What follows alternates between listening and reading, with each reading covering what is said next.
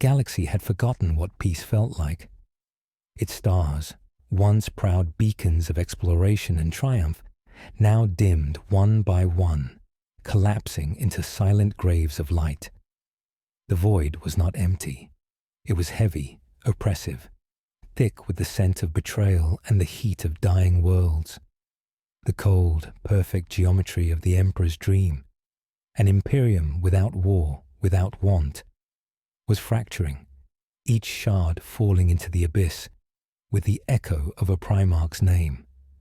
Terra, ancient cradle of humanity, throne of the master of mankind, burned already in the mind's eye, for in the heavens above, an armada unlike any since the dawn of the Great Crusade had assembled.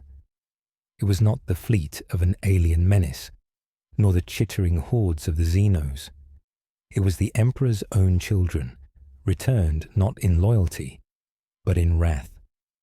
We stand now in that most terrible of hours, when the future of the galaxy hangs by a thread finer than any forged blade. It is a story of love curdled into hate, of loyalty shattered upon the altar of ambition. It is the siege of Terra, the death rattle of the Imperium's golden dream.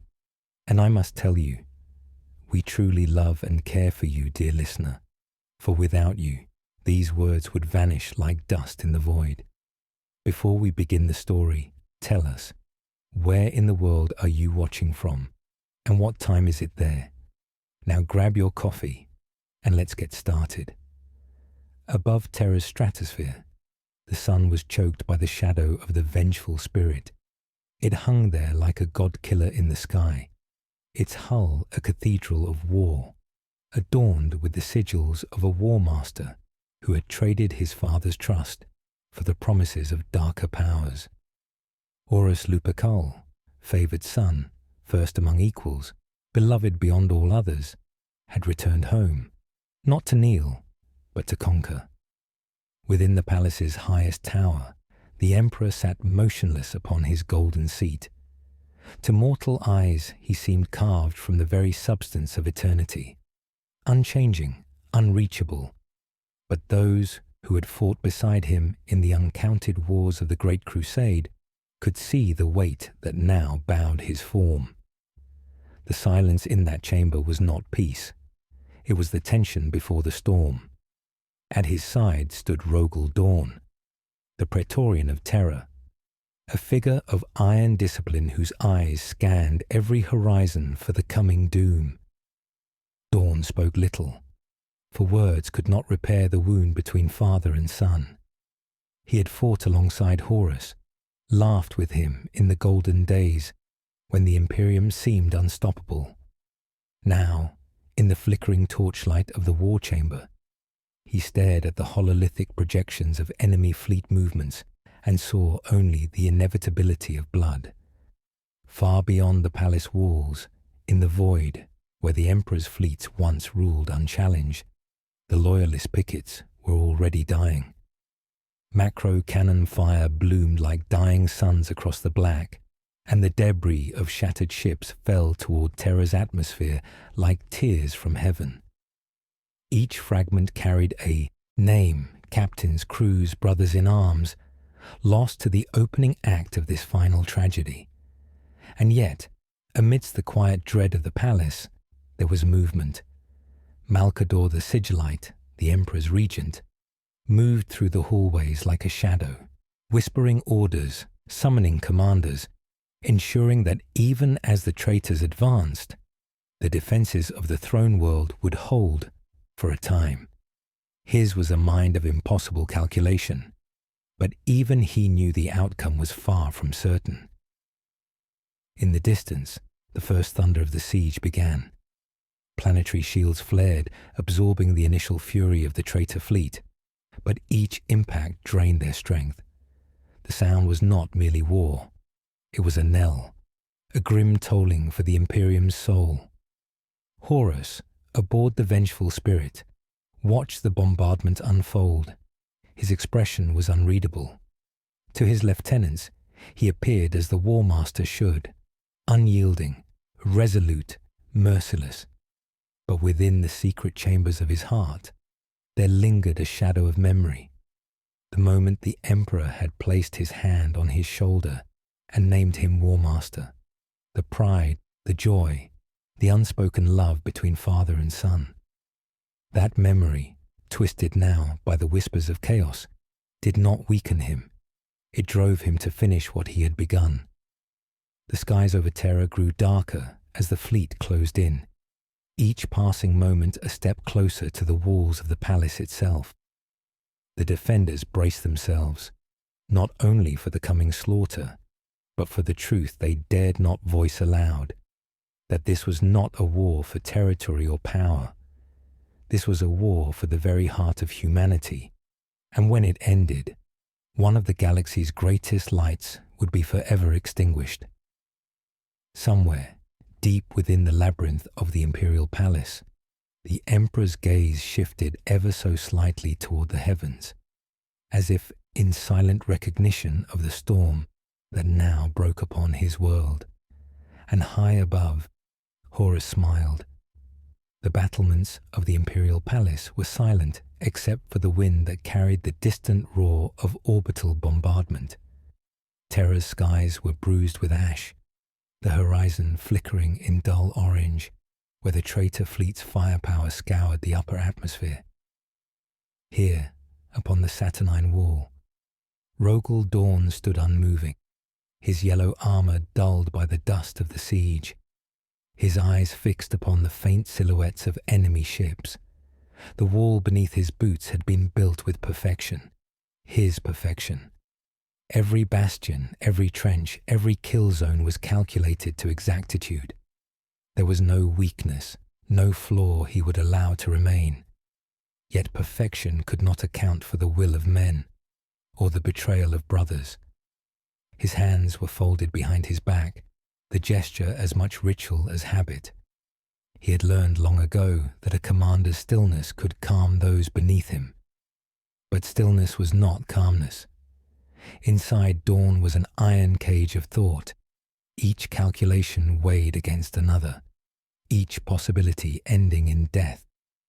Sigismund approached. First captain of the Imperial Fists, his armor still bearing fresh scoring from the skirmishes above the palace. The younger warrior saluted sharply. "Lord Dawn," he said, his voice tight, "reports from the orbital bastions. The phalanx has engaged the lead elements of the enemy fleet, but they cannot hold indefinitely. Reinforcements are demanded at once." Dawn did not look away from the horizon. "And the outer curtain of the palace?" "Intact for now, but the bombardment grows heavier. They will breach the shield lines if this continues." Dawn's silence stretched. In the moment between breaths, Sigismund saw the choice forming in his commander's mind. Send forces to aid the phalanx, and the outer bastions would be thinned, perhaps fatally. Hold the palace line, and those in orbit would be sacrificed. "I can redeploy the third and fourth," Sigismund offered. "We can strike at the boarding craft before they land." "No." Dawn's voice was flat, absolute. "We hold. The palace is the heart. If it falls, nothing else matters." Sigismund hesitated, then nodded. He knew better than to argue, but the look in his eyes betrayed the truth. He understood that every brother above Terra, holding the void against the traitor fleet, had just been condemned. The Vox chimed at Dawn's side, and the voice of Malcador came through, calm but edged with strain. "Praetorian, the Emperor requests an update on the wall." "It stands," Dawn replied. "It will stand until I fall." "See that it does," Malcador said, the line cutting out without ceremony. For a moment, Dawn allowed himself to close his eyes. In the darkness, he remembered the days when Horus had stood beside him at the head of the Great Crusade. They had been brothers, not merely in name, but in spirit. Two weapons forged for the same hand. They had shared victories, laughter, the thrill of bringing worlds into the Emperor's light. Now those memories were poisoned. Horus had chosen to burn it all, and in so doing, he had forced Dawn to choose between loyalty to the Emperor and love for his brother. The sound of footsteps broke the memory. Garviel Loken entered the battlement, still wearing the grey of the lunar wolves. The Legion's name before Horus had twisted it into the Sons of Horus. Loken's survival after the Istvan massacre was a wound to the War Master's pride and a gift to Dawn's defense. "Praetorian," Loken said, his voice low. "The men are ready. But they're asking. They're asking if Horus will spare the palace if he wins." Dawn turned, his expression unchanging. "Horus will not win, and if by some foul chance he did, there would be no palace to spare. Tell them the truth. Mercy died the moment Horus turned his guns on his father." Loken nodded grimly, though in his heart he already knew it. Hours later, the ground shook. A fresh wave of enemy fire hammered the planetary shields, and in the distance, Dawn could see the bright arc of a cruiser breaking through the defenses. Its trajectory was low, too low. It would crash within sight of the Saturnine wall. "Positions," Dawn ordered, his voice carrying across the Voxnet. "Every man to his station. The enemy comes to our gates." Siege guns roared from the wall, their shells tearing streaks of fire through the smoke-laden air. Enemy drop pods began to fall, screaming through the atmosphere like meteors. The first wave struck the ground in clouds of scorched earth, disgorging warriors clad in the sea green of the Sons of Horus. From his vantage point, Dawn watched them advance, and for a heartbeat, he could see Horus's face in each of them, the face of a brother he had once trusted above all others. But trust was ash now, and there was no room for sentiment in war. The defenders fired, the wall trembled, and Rogel Dawn, Praetorian of Terra, did not move. His duty was here. His hands would not waver, not until the palace fell, or until he did. The vengeful spirit hung in high orbit above Terra like a wound in the sky. Its vast hull was blackened in places from loyalist fire, its spires crowned with the banners of the War Master. Within its command decks, the air was thick with the scent of incense and machine oil, mingling with something darker, an acrid tang that whispered of the warp. Horus Lupercal stood at the heart of the strategium. Around him, hololithic projections traced the battle in cold geometry. The loyalist defense lines in gold, his own forces in crimson, the space between shrinking with every passing hour. His armor was black and gold, its plates worked with symbols that had no place in the Emperor's vision for mankind. The eye of Horus glared from his breastplate, a sigil of allegiance not to Terra, but to powers far older, far crueler. He stared at the projections, yet his mind wandered to a memory so old it felt like a dream. A world newly brought into the imperial fold, its people kneeling before a golden figure. The Emperor, his father, had turned to him then, placing a hand on his shoulder. "My son, my War Master." The pride that had filled him then had been boundless, pure. Now that same memory burned like acid. "You hesitate, brother." The voice came from the shadows at the edge of the chamber. Abaddon the Despoiler stepped into the light, clad in Terminator plate, his long mane of black hair falling over his scarred face. His eyes burned with zealotry, not the kind born of faith, but of hatred so deep it became its own creed. "I do not hesitate," Horus replied. His voice was calm, but there was a faint roughness to it, like a blade drawn too often across stone. "I consider. Consideration is for the weak. Terror is before us. Every second we wait, Dawn strengthens the walls." Abaddon moved closer, the storm bolter at his side humming with power. "You brought us this far." "End it." Horus's gaze hardened, I will end it. But this is not merely conquest. This is justice. When I stand before the Emperor, I will see his eyes and know that he understands what he has done." Abaddon's lip curled. "And if he does not, then," Horus said, his voice dropping to a whisper, "I will kill him knowing he never deserved my loyalty." The hololith flickered, showing fresh breaches in Terra's orbital defenses. Loyalist ships fell like dying stars toward the atmosphere. Horus watched them burn, and the corner of his mouth twitched in something that was not quite a smile. Erebus entered then, robed in the dark vestments of the word-bearers. His eyes glittered with triumph. "The gods are pleased, War Master. They feel the approach of the final slaughter. The skein tightens. The Emperor's doom draws near." Horus's head turned slightly, the cold light of the strategium casting sharp lines across his face. "The gods will have their slaughter when I decide." Not before Erebus bowed, but Horus saw the flicker of resentment. It pleased him. He would use the gods as they used him, but the final moment would be his alone. He turned back to the hololith. The palace glowed in gold upon the map, its layered walls and bastions gleaming like a defiant jewel against the red tide surrounding it. He traced a gauntleted finger along one of the approaches. The Saturnine gate, the weakest point in the outer defences, and the one Dawn would guard most fiercely. "Prepare the spearhead," Horus ordered.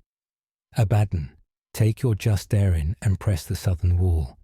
Erebus, continue your rights. Keep the warp tide in our favour. And you?"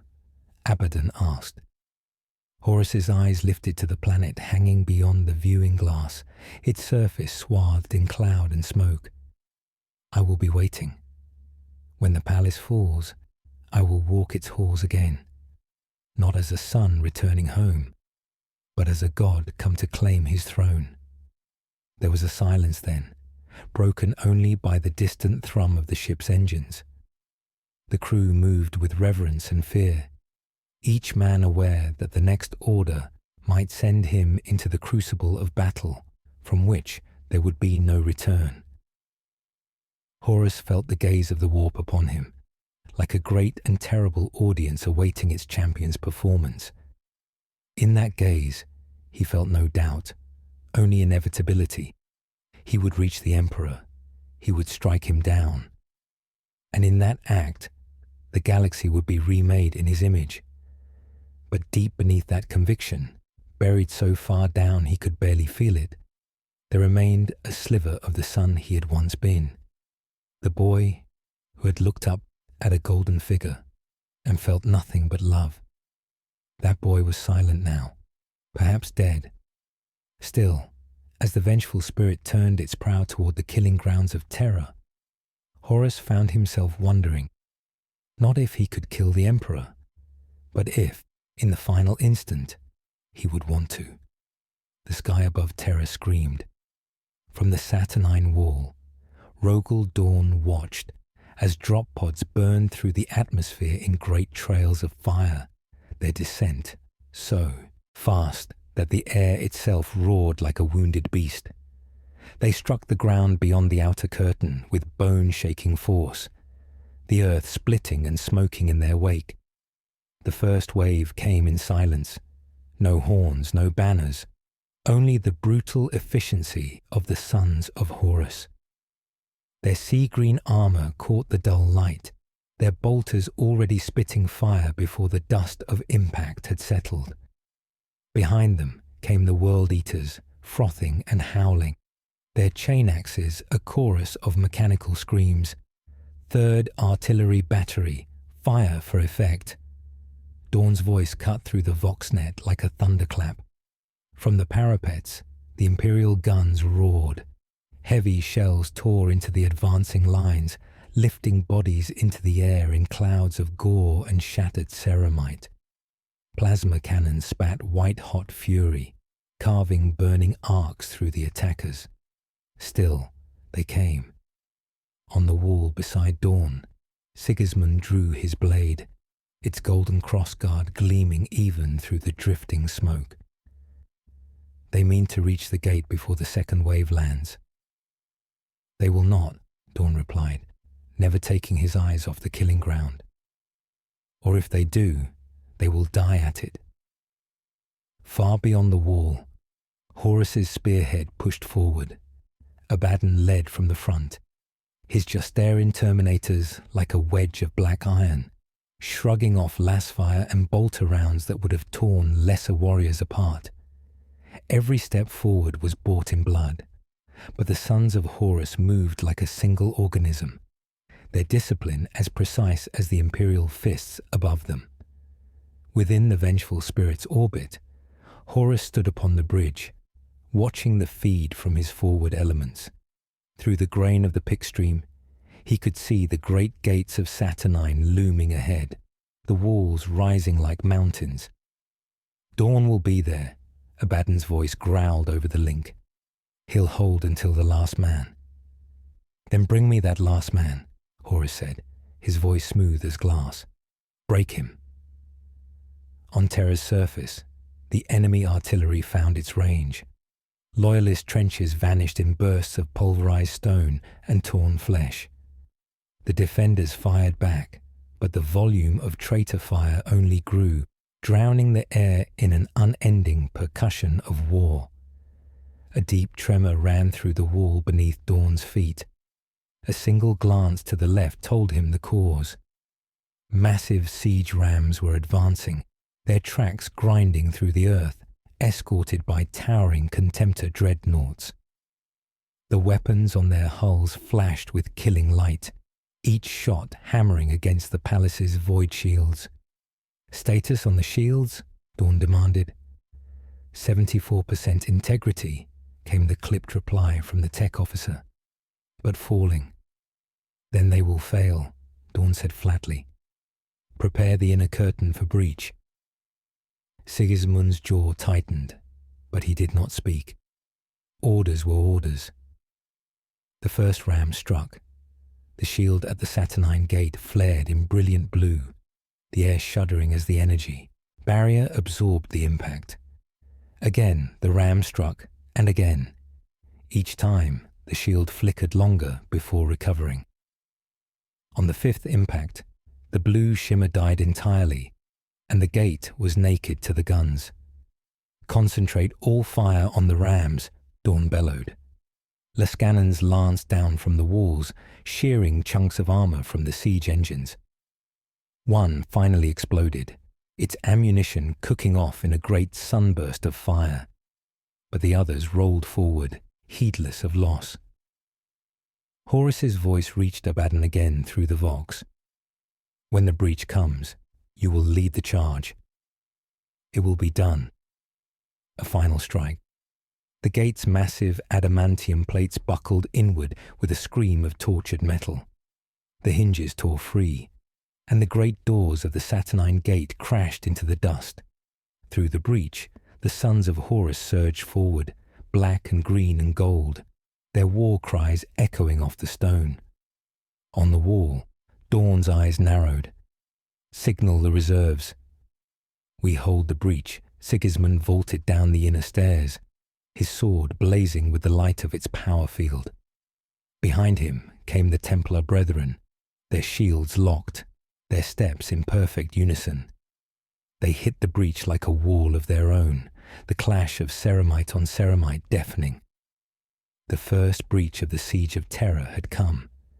It would not be the last. And somewhere in the smoke and fire, both brothers knew. It was only a matter of time before they faced each other across the killing ground. The shattered gates of the Saturnine wall bled smoke and flame, the echoes of steel on steel ringing like a dirge across the battered ramparts.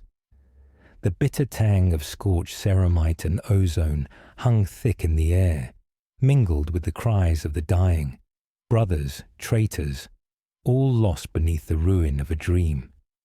Rogel Dawn moved through the chaos like a spectre of wrath, his armor streaked with ash and smeared with the blood of those he could not save. Every step was measured, every command a shard of iron resolve driving his men onward. Yet beneath the stoicism lay a heart fractured by betrayal and doubt. The breach was narrow, a jagged wound in the wall, and the sons of Horus pressed through it like a tide of ruin. Their serrated blades slashed, their bolters spat death, and the defenders met them with equal fury. Sigismund fought at Dawn's side, his blade a golden arc of righteous fury. Each strike was a prayer, each parry a vow. Yet even as they cut down their enemies, the tide was endless. Every fallen traitor was replaced by another, and the wall began to crumble beneath the pressure. In the frenzy, Dawn's thoughts drifted to Horus, the brother he had once called friend, mentor, even father. What had twisted that bond into this nightmare? Was there any part of the War Master left that remembered the bond they once shared? Or had the darkness consumed him utterly? A thunderous explosion rocked the wall as a siege cannon tore through a section of the parapet. Dawn stumbled but caught himself, snarling through clenched teeth. Around him, the defenders rallied, sealing the breach with their bodies. "Hold the line," Dawn shouted. "For the Emperor." For Terra. The battle surged and ebbed, a tide of fire and blood washing over the ancient stones. The cries of the Sisters of Silence echoed through the smoke, their silence speaking louder than any hymn. They struck at the warp-tainted, severing the demonic presence among the traitors with cold efficiency. But it was not enough. The enemy was relentless. The walls cracked, the bastions burned, and the defenders began to falter. Above, in the vengeful spirit, Horus watched the reports with a storm of emotions, triumph, sorrow, and a dark, bitter love. He knew the cost of this war. He knew that even if he took Terra, the price would be the death of the Imperium he had once sworn to build. "Prepare for the next wave," Horus said quietly. "The walls will bleed. So too shall the hearts of those who defend them." And somewhere, beneath the shattered sky, the brothers prepared for the inevitable, an end that would not just decide the fate of a planet, but of an entire galaxy. The great halls of the Imperial Palace were no longer a sanctuary, but a labyrinth of whispered fears and shadowed doubts. Within the echoing corridors, where once the light of humanity's future had shone bright, now flickered the fragile flame of trust, threatened by the slow poison of suspicion. Malcador the Sigillite moved with purpose, his robes whispering against the marble as he navigated the council chambers. His face, lined with the weight of centuries, betrayed little of the turmoil inside. Yet beneath his calm, a tempest brewed, a reckoning not of armies, but of souls. The war outside was a storm, brutal and unyielding. But within, there were darker battles, fought not with bolter or blade, but with whispered words and veiled glances. Allies grew wary of each other. Old loyalties cracked beneath the strain of endless siege. In a dimly lit chamber, Valdor, the Captain General of the Adeptus Custodes, awaited Malcador. His expression was grave, his golden armor gleaming dully in the low light. "My lord," Valdor said, his voice a low rumble. Rumors spread of treachery among the ranks. Whispers that some among the High Lords seek to negotiate with Horus. That loyalty is faltering. Malcador's eyes darkened. The Imperium's enemies are many. Not all wear the colors of traitors. The rot within is as deadly as the fire without. "We must root it out," Valdor replied, "before it consumes us all." Outside, the siege pressed on. The once impregnable walls showed signs of strain, not only from the enemy's assault, but from the faltering spirit of those sworn to defend them. Elsewhere, In the shadowed recesses of the palace, a figure moved unseen, a whisper, a ghost. A brother once trusted, now lost to ambition and fear, seeking his own path amid the ruin. His steps were silent, but his intentions spoke volumes. The siege of Terra was not merely a war of armies. It was a crucible of souls, where loyalty was tested and betrayal lurked in every corner. And as the walls bled and the stars dimmed, the true enemy revealed itself, not just in the sons who had turned, but in the doubts that gnawed at the hearts of the loyal. The night fell heavy over the imperial palace, a darkness thick enough to swallow hope itself. Within the labyrinthine halls, where light struggled against the encroaching shadows, the echoes of broken promises lingered like ghosts. Captain Gaviel Loken moved cautiously through the silent corridors, his armor dulled by soot and battle scars. The weight of the siege pressed upon him not only from without, but from within. He had survived the betrayal at Istvan, yet the wounds it left were far from healed. Now he faced another fracture, one that threatened to rend not just the legion, but his very soul. The whispers had begun, trusted brothers questioning each other's loyalty, doubt poisoning the camaraderie forged in fire and blood. The silence of the Sisters of Silence weighed heavily on the air, their vigil a constant reminder of the warp's insidious presence. Loken's path led him to a secluded chamber, where he was to meet a figure both familiar and unsettling, Cor Phaeron, the dark prophet of the word-bearers. The man's presence here was an enigma, a shadow within the heart of the loyalist stronghold. Gaviel, Cor Phaeron greeted him with a voice like silk and venom.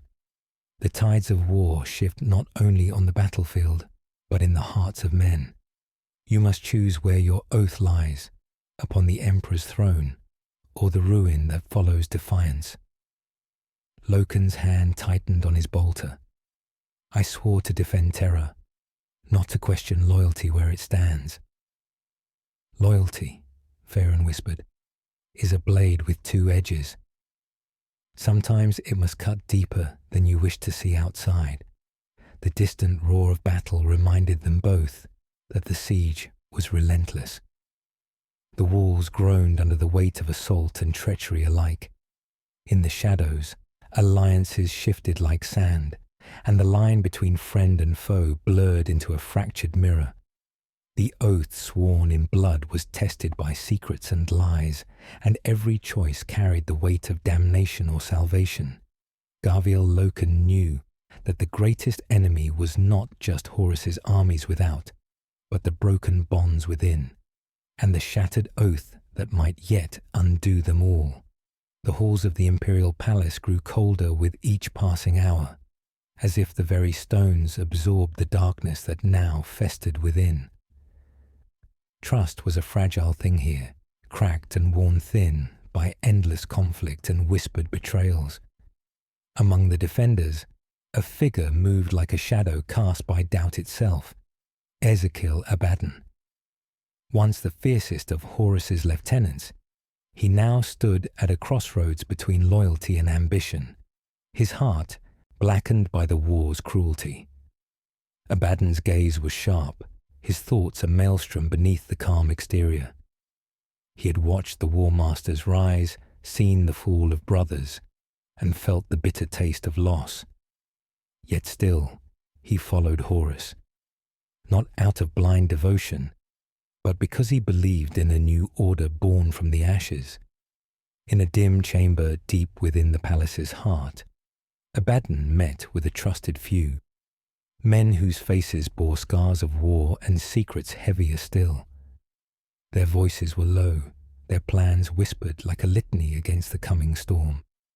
We cannot let doubt fester, Abaddon said, his voice steady but edged with fire. If loyalty is to survive, it must be forged anew, in blood and steel. One of the men nodded, his eyes hard. The traitors may break our walls, but we can shatter their will from within. Their chains are forged in lies. We will break them. Abaddon's hand tightened around the haft of his blackened axe. Then let the siege be not only of stone and fire, but of the spirit. Let them feel the weight of every broken oath outside. The siege thundered on. The air was thick with smoke and the cries of the fallen. Yet in the hearts of those who fought, a darker war raged, one of trust betrayed and impossible choices. And as the shadows deepened, so too did the price of loyalty, until the very souls of men were laid bare beneath the blackened heart of war.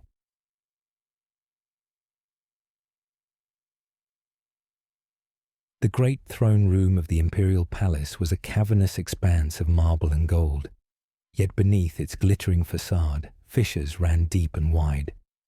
The high lords of Terra gathered there like vultures circling a dying beast, their whispered counsels thick with suspicion and fear. At the center of the chamber sat the golden throne, its emptiness a constant reminder of the emperor's eternal vigil, and his absence from the mortal affairs that now tore his empire asunder.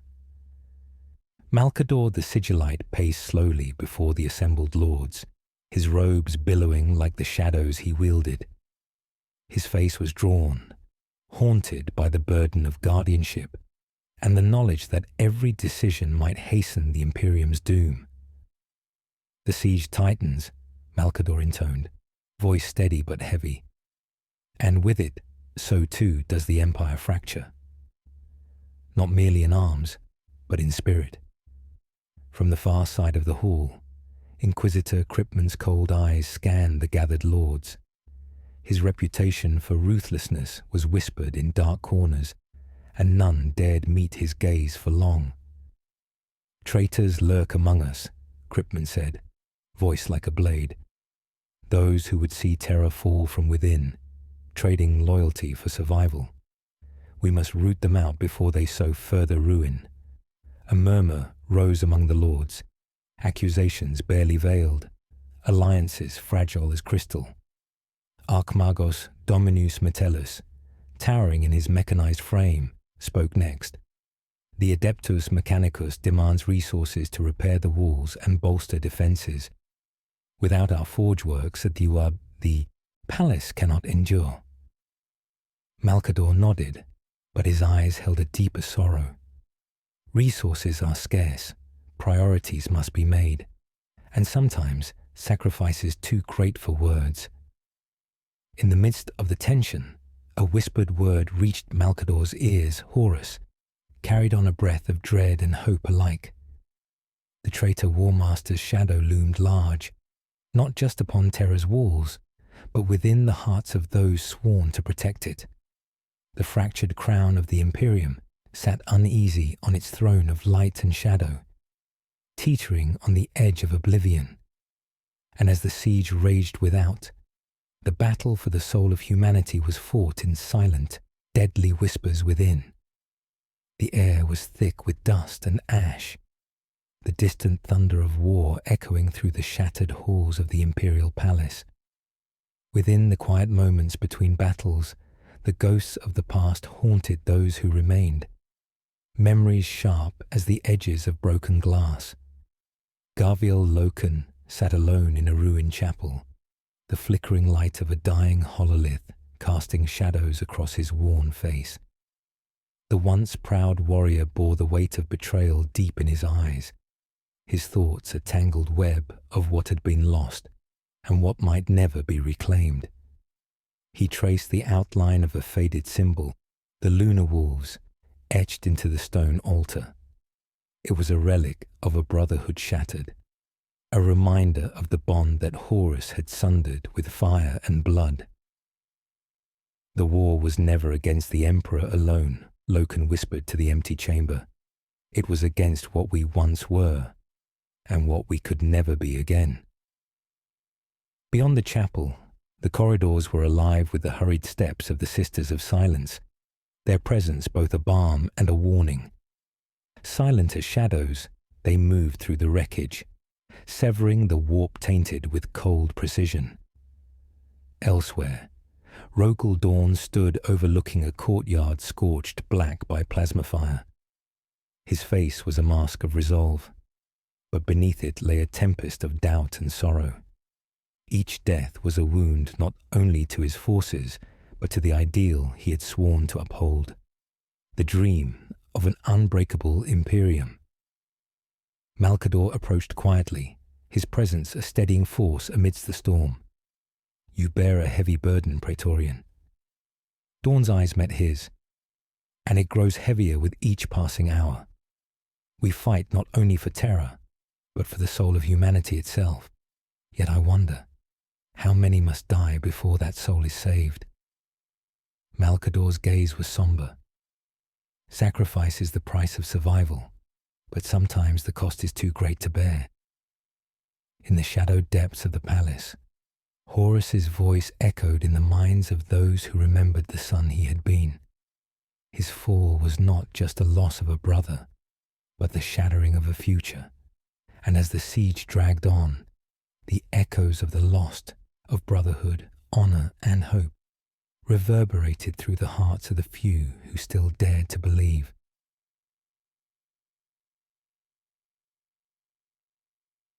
The skies above Terra burned with a sickly red hue, as though the very heavens mourned the ruin below. Fires raged across the shattered plains, their smoke twisting into dark fingers that clawed at the stars. On the ramparts of the imperial palace, Rogel Dawn stood sentinel, his gauntleted hands gripping the battlement's edge as waves of traitor forces crashed against the defenses like relentless storms. The clangor of battle was ceaseless, a grinding symphony of bolter fire, chain-axe shrieks, and the roar of engines heralding new death. Yet amid the fury of war, a deeper dread gnawed at the souls of the defenders. Whispers of treachery had taken root, spreading poison as insidiously as the traitor armies. Every glance held suspicion. Every word was weighed for hidden meaning. Dawn's mind raced. The line between friend and foe blurred, and the very foundations of loyalty threatened to crumble. He looked across the courtyard to where the Adeptus Custodes stood like golden statues, unwavering bastions of the Emperor's will. Yet even they were not immune to the corrosive weight of doubt. On the far side of the siege lines, Horus watched through the eyes of his commanders. The walls faltered under sustained assault, breaches opening like wounds across Terra's proud face. His heart was heavy, burdened by the inevitability of destruction and the knowledge that victory would cost more than conquest. "Push forward," Horus commanded, voice cold and resolute. "Let the traitors feel the edge of oblivion." Among the shadows, secret machinations advanced.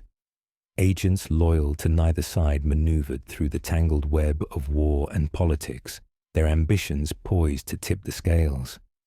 And as the siege approached its breaking point, the fate of the Imperium hung on a knife's edge, poised between salvation and annihilation, honor and betrayal, light and shadow.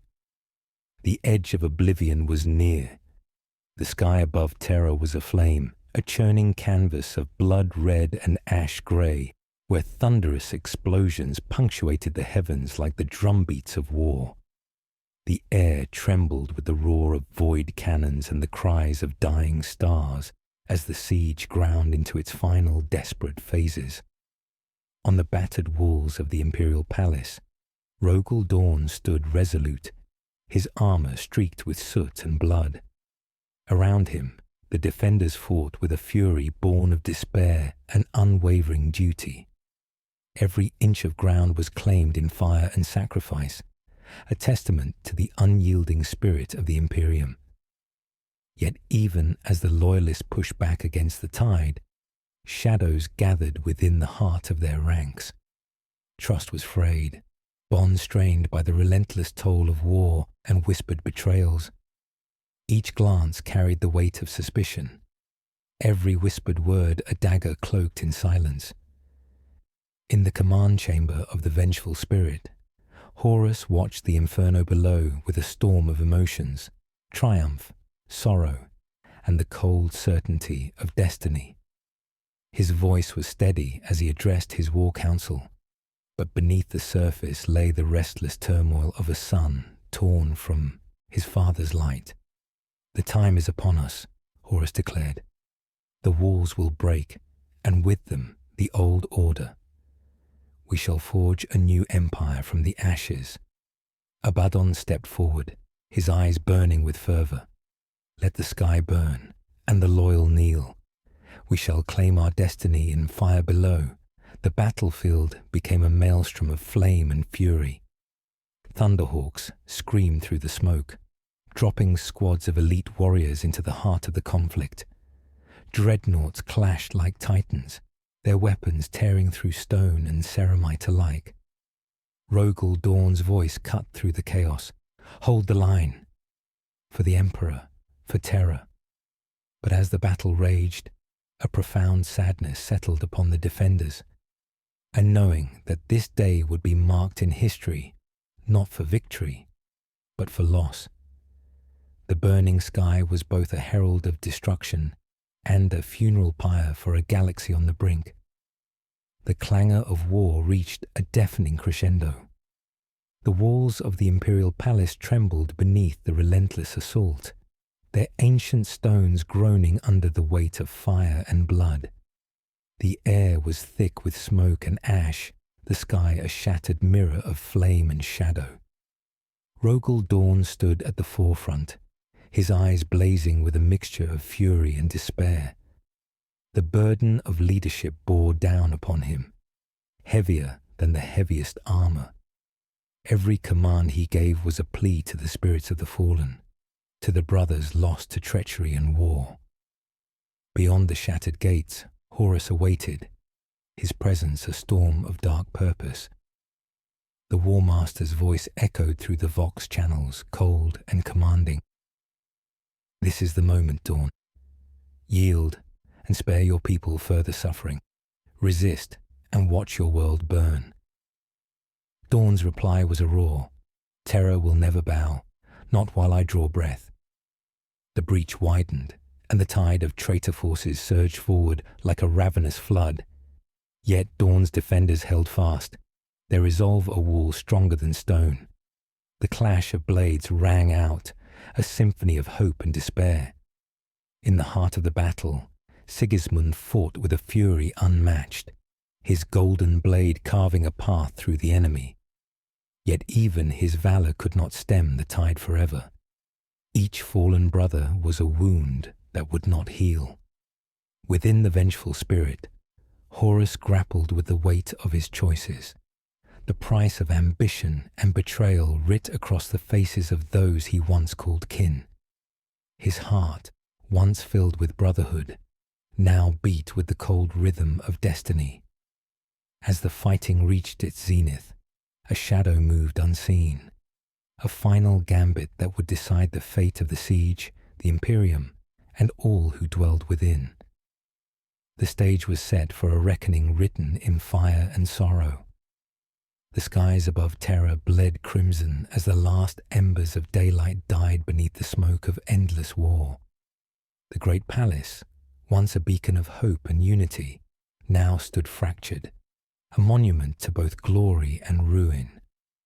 Rogel Dawn's armor was battered, his body weary, but his spirit burned with an unyielding flame. Around him, the defenders fought with the desperation of those who knew the end was near, yet would not yield. Every fallen brother was a wound in the soul of the Imperium, every breath drawn a defiance against the consuming darkness. Across the shattered battlefield, Horus descended from the shadows of the vengeful spirit, his presence a storm that bent the air with silent menace. His eyes held the cold fire of a broken god, and in that gaze, the agony of betrayal and ambition was etched deep. "Brother," Horus's voice was a whisper and a roar all at once. "This is the end we forged together." Dawn met that gaze without falter. "You chose this path. I choose to stop you, steel sang as blades met. The fury of titans unleashed in a dance of death. Around them, the war raged, but for a moment, time itself seemed to hold its breath. The battle between Dawn and Horus was not just one of flesh and metal, but of ideals. Brotherhood shattered, loyalty broken, and the desperate hope for redemption or ruin. Sacrifices were made, brothers fell, legends born in fire and blood. The fate of empires hung in the balance, teetering between salvation and oblivion. As the duel reached its agonizing peak, a terrible truth revealed itself, a cost beyond any victory, a loss that would echo through the ages. The reckoning was complete.